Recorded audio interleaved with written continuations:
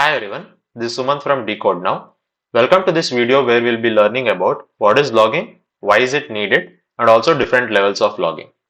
If you are already familiar with the concept of logging, then you can watch the video on the top right of your screen where we will be implementing logging in Java Spring Boot.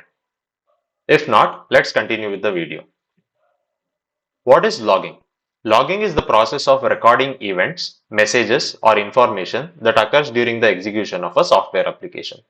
Suppose we are implementing an event, and if that event is successful, we would like to know that can be done with the help of logging. And also if that event fails, that also should be known to us, and that also can be done with the help of logging. All the other messages and health related information or any other type of information related to our execution of application can be seen with the help of logging. It also involves capturing relevant data and storing it in a log file or other output destination for later analysis or monitoring. So we can either store these logs in the file where we can find all the logs in a single file, or we can provide a destination for all these logs to be captured at, and later we can go there and analyze and monitor all those logs. So let's see why this particular logs are needed for our application.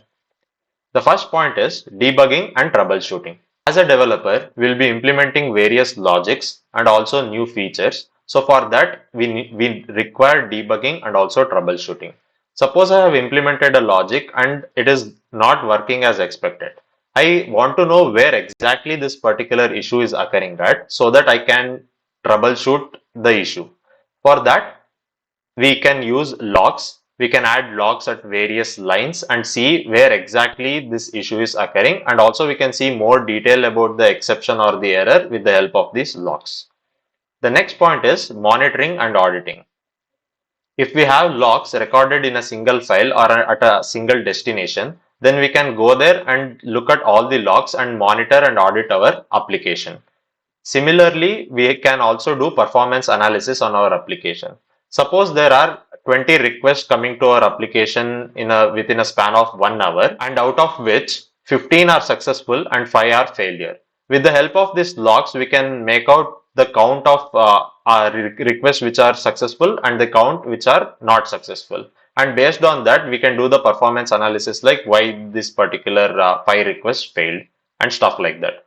The next point is system health and stability. So we can see all the health related information of our application with the help of this logs, and also we can check the stability of our application by adding certain logs at certain places. There are various logging levels present. Let's look at that. Logging levels. The first logging level is the logging level trace. This provides a very highly detailed information about the application's execution. It includes all the entry and exit points. So this particular log level can be used for deeply troubleshooting any problems. The next log level is debug. So this particular debug level provides all the information that can be helpful for our analysis. So as a programmer, we can use it both for the developers as well as the testers can use this particular debug log level to further analyze the execution of the application. The next log level is info. This provides all the informational messages of our applications. All the important events, milestones, and application state can be received by this particular info log level. Next level is warn, which is warning. So this particular warning log level indicates potential threats or unexpected situations that it is suggesting for us to fix. So it's just like a warning.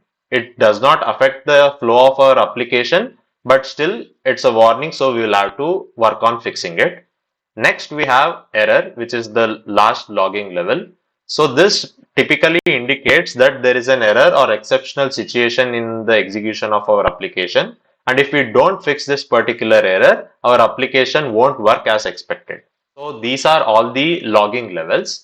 And as you can see from trace to error, this is the exact hierarchy of logging levels. So what I mean by this hierarchy is, suppose if I set my log level as warning, then it includes all the logs of warning as well as error, but exclude all the other logs of info, debug and trace. So that is what I mean by hierarchy in logging levels. So this is all about logging, why is it used, and also different levels of logging. In the next video, we'll be implementing logging in the Spring Boot application. If you have learned something new, please do subscribe to our channel and support us. If you have any questions, suggestions or requests, please do let us know in the comment section below. And also don't forget to like the video. See you in the next video.